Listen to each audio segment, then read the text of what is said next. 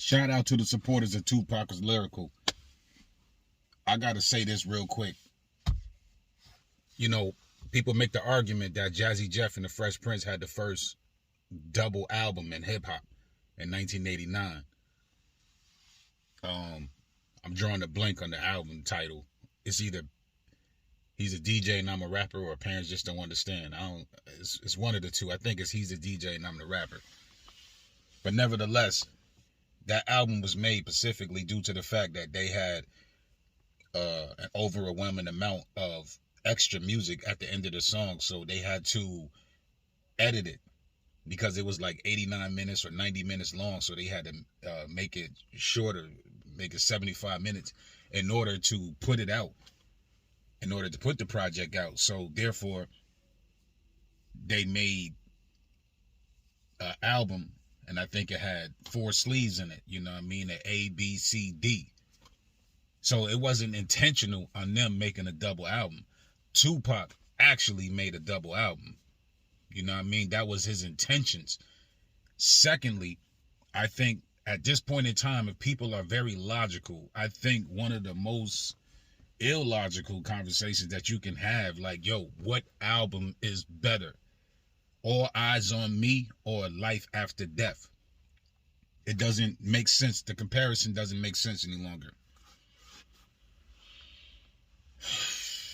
The comparison doesn't make sense anymore, because it's like Tupac came first with it, gave you an album, no skits. It was like a blueprint. So after that, it would be, so say you wanted to use Jazzy Jeff and the Fresh Prince. That's 1989. 7 years later, what happened between 89 and 96? There wasn't nobody thinking of no double albums. Nobody was thinking of no double albums. Why? Because that was a fluke. That was by chance. That was an accident on Jazzy Jeff and the Fresh Prince part. It wasn't nothing bad, but wasn't nobody thinking that initially. Afterwards, so you got 1995, Tupac makes his album. In 1995, Tupac makes his album. You know what I mean? Comes home. He makes it in 2 weeks. Going in the studio, just getting busy. You know what I mean? Going in the studio, getting busy. And then they release it in 96. Sold 5 million units, 6 million units in a short amount of time. In less than a year, a couple of months. Then, after Pac dies, Bad Boy Records and all that other stuff, they make a double album, Life After Death, Biggie, which had skits on it, which had a whole different kind of vibe on it. But like I said in the previous video, if you go check out my video, my response to Mav Hoffa, because Mav Hoffa posted this question like, yo, what double disc CD is better than Life After Death? And he did that intentionally because niggas be wanting to shit on All Eyez on Me. All Eyez on Me is a great album, is a classic album. It's a masterpiece. This is a dude that just came home and did an album in 2 weeks. Nothing but bangers and hits. Who does that? He ain't even get an opportunity to make mad videos for the song. He wanted to make a video for Ambitious of a Rider, No More Pain. He wanted to make a video for Scandalous. He wanted to make a video for Picture Me Rolling. He wanted to do a video. Let's just say he wanted to do a video for the whole freaking album. He didn't get that opportunity to. So if Tupac would have lived, do you think Bad Boy would have still put out a double disc CD the following year later? Only way that probably would have happened if they would have squashed their beef. Because that would have just caused more turmoil. That just added more fuel to the fire. That's just like, oh, we're going to antagonize Tupac because we're going to put a double disc out too. And we're going to make our shit more different than yours. We're going to have skits on it. We're going to have, we're going to have the RZA on it. We're going to have Easy Mo B on it. We're going to have DJ Premier on it. Like, we just going to give it to you. And we're going to do a little skit where we coming at Tupac. We're going to call him the Mad Rapper. You know what I mean? So I just feel like if you want to compare a Life After Death album, compare Life After Death album to any album that came out afterwards, because you can't compare no double disc album to Tupac's All Eyez on Me. It doesn't make sense because that is the blueprint. There's not a whack when the song comes on with the intro, All Ambitions of a Rider. Soon as it come on, it don't even come on with like a skit intro like it did on Me Against the World or like he did on the Machiavelli album. It just comes straight on. Boom, boom, boom, boom. You know what I mean? It just comes straight on with I won't deny it, I'm a straight rider. And then a hard ass beat comes on. Then he just goes in and goes in and goes in. There's not one skit on there. He wasn't playing. And in 2 weeks, look what he gave you. Look at the lyrics. Look at the lyrics that he gave you. Picture me rolling. Picture me rolling in my 500 Benz. I got no love for these niggas. There's no need to be friends. They got me under surveillance. That's what somebody is telling. Know this dope being sold, but I ain't the one selling.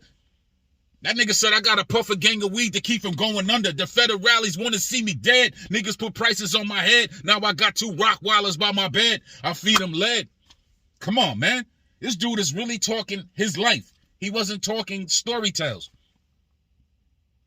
He wasn't talking story tales. Life After Death is a great album. It's full of story tales. It's full of story tales. But it doesn't make sense to compare the 2 albums. When you bring that kind of conversation up, you're being an illogical hip-hop connoisseur or consumer or fan. You can't compare those 2 albums. It doesn't make sense, and you can't compare the MCs. And you can't compare the personalities. And you can't compare the two people. These dudes is different in every way imaginable.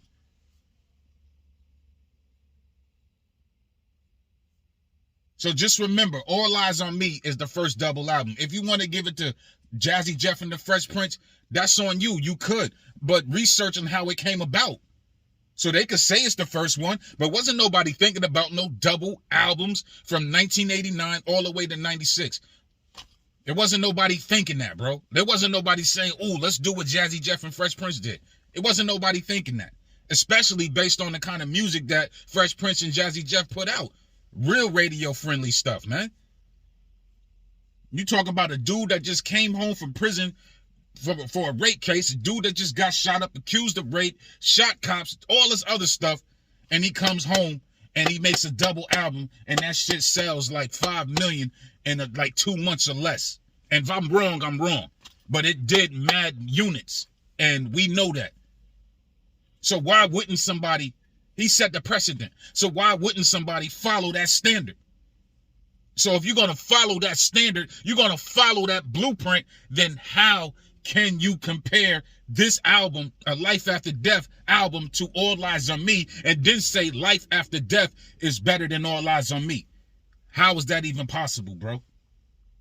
It makes no sense. It makes no sense. Anyway, this is a short video. Shout out to my man, Call It Clean, in the building.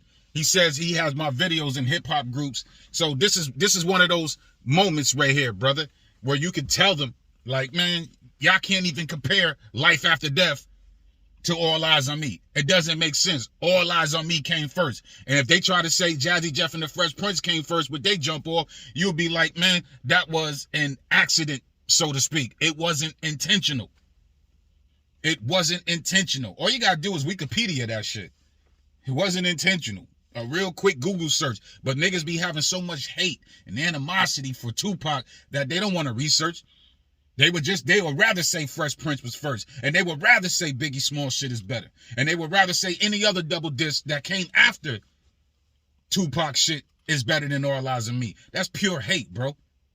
Understand the masterpiece. Listen to the sound of it. Listen to what DJ Quick spent a couple of months engineering that shit, bro. You got Devontae on there. You got people that be reacting to No More Pain, and they don't even know who Devontae is, bro. Like, you don't know who Devontae is? He's one of the dopest producers in R&B. The dude is paid.